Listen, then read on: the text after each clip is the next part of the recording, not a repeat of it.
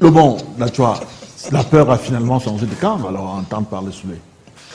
Ben, oui, on se prêterait à cette idée. Moi, ce que j'ai envie de dire, c'est que ce qu'on constate aujourd'hui, dans les faits, c'est que le régime en place semble ne pas être prêt par rapport aux échéances futures qui arrivent à grands pas. Mais pour revenir une fois de plus à M. Atangadi, parce que c'est le sujet, dommage, qui nous impose de parler de personnes. Parce que moi, à cette période-ci, je suis un plateau de télévision, je serai en train de présenter ce que le MRC propose aux Camerounais à partir d'octobre 2025. Mais dommage qu'on nous impose des débats sur des personnes.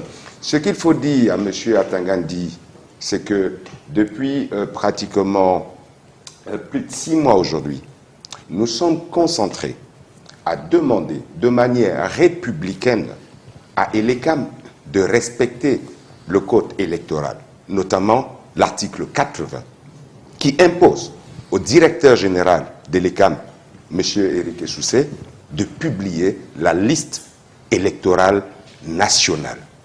Nous sommes concentrés là-dessus et rien ne va nous distraire.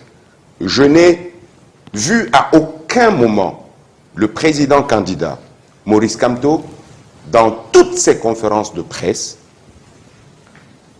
utiliser un langage qui appelle à la haine, utiliser un langage qui appelle au tribalisme, utiliser un langage qui appelle à l'insurrection ou je ne sais trop quoi.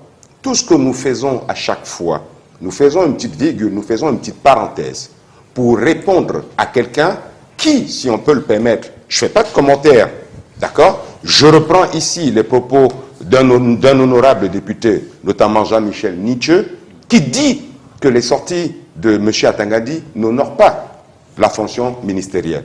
J'ai la faiblesse de penser comme lui.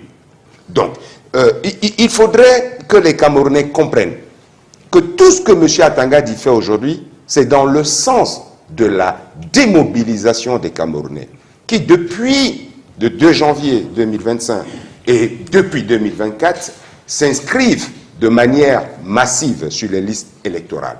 Sinon, quel est l'intérêt? Quel est l'intérêt pour lui de déclarer au stade où nous en sommes aujourd'hui que le président candidat Kamto ne peut pas être candidat? Quel est l'intérêt pour lui aujourd'hui de déclarer que l'honorable Cabral Libi ne peut pas être candidat? Quel est l'intérêt pour lui, ministre de l'administration territoriale? Parce que j'ai entendu l'analyse politique aujourd'hui ressasser le MINAT encadre le processus électoral. Non. Non, non, non. Ne donnez pas cette impression aux Camerounais. Le MINAT est un des acteurs parmi tant d'autres. Mais celui qui assure l'organisation des élections au Cameroun s'appelle Elecam. Et Elecam, de par la loi de la République du Cameroun, Elecam est un organe autonome. Il faut qu'on le sache. Donc, M. Atangadi, au stade actuel des choses, n'a rien à voir dans le processus électoral. N'est pas qualifié pour dire qui peut être candidat ou qui ne l'est pas. N'est pas qualifié pour dire aujourd'hui quel est le parti politique qui peut porter une candidature ou pas. N'est pas qualifié aujourd'hui malgré le fait qu'il ne respecte pas les décisions de justice, notamment dans le cas du PCRN. Il y a une décision de justice qui reconnaît l'honorable Cabral Libi comme président, mais M. Atangadi s'entête à recevoir Robert Kona tous les jours. Il y a un problème. Donc, Bouba, pour nous, nous n'avons aucun problème. Nous restons concentrés. Nous nous battons pour que Elecam respecte l'article 80 de la loi électorale. Nous nous battons et encourageons les Camerounais tous les jours à aller s'inscrire massivement